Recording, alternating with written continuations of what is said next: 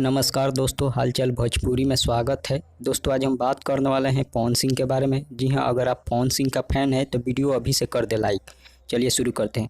दोस्तों पवन सिंह का एक बहुत ही बढ़िया सॉन्ग आ रहा है जिस गाने का नाम है मेहरी चल गइल मायका।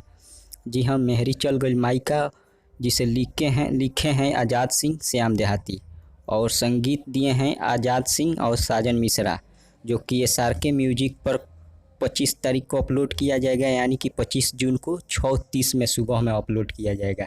तब तक आप तैयार रहिए, SRK म्यूजिक को चैनल को सब्सक्राइब कर ले अगर आप पवन सिंह का फ़ैन है, क्योंकि कल बहुत बड़ा मेहरी चल गई मायका जो कि 25 साल सॉन्ग होगा, यानी कि 25 यानी कि कल 25 जून को आएगा यह गाना मेहरी चल गई मायका। काफ़ी ज़बरदस्त गाना होने वाला है।